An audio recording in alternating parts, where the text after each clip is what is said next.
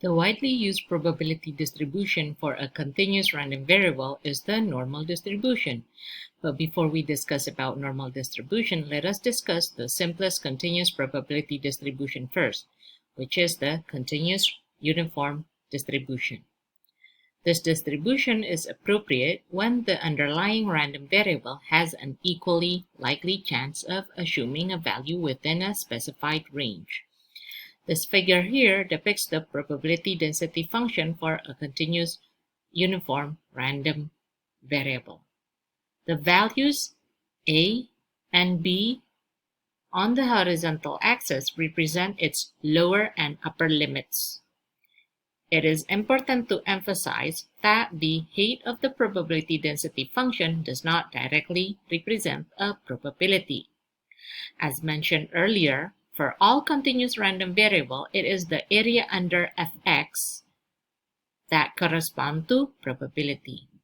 For the continuous uniform distribution, the probability is essentially the area of rectangular, which is the base times the height.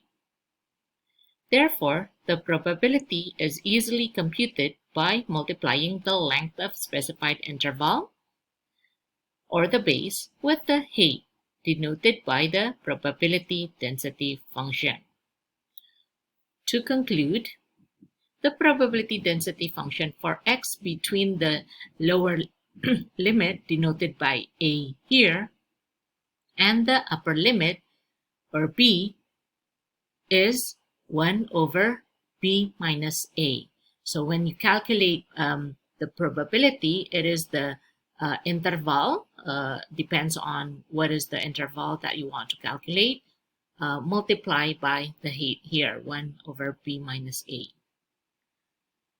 And if the probability of x is smaller than a or larger than b, then the probability is just equal to 0. The continuous uniform distribution is symmetric around its mean.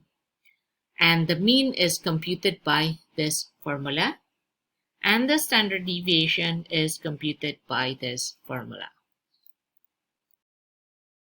Let us now use this case to understand and calculate the uniform probability distribution. Here we have the case. Suppose the average price of electricity for New England customer follows the continuous uniform distribution with a lower bound of 12 cents and per kilowatt hour and an upper bound of 20 cents per kilowatt hour. Calculate the average price of electricity for New England customer. We have the lower bound A is 12 cents and the upper bound B is 20 cents. And we know that the formula of mu here is just A plus B divided by 2, or 12 plus 20 divided by 2 is just 16. We draw the probability distribution, it would look like this. This is the lower bound, 12, the upper bound, 20, and the mean is somewhere here, 16. And this is the probability of, this is the height, yeah?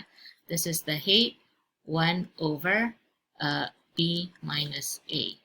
Now let's look at the next question.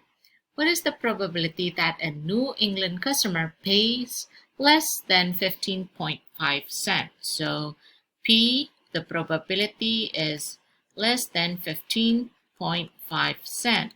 We know that the lower bound was 12, so the probability would that x is lower than 15.5 is just the interval, that is 15.5 minus 12 times the height, times the height is 1 over 20 minus 12. Using your calculator, you will get the value 4.375. So the probability that a New England customer pay less than 15.5 cents is 0.4375. Now let's look at the next question here. A local carnival is not able to operate its ride if the average price of electricity is more than 14 cents. What is the probability that the carnival will need to close? So he will need to close if X is greater than 14 cents. Remember that the upper bound was 20 cents, so the probability is just 20 minus 14 times 1 over 20 minus 12. With your calculator, you will get the value 0.75. So the probability that the carnival will need to close is 0.75.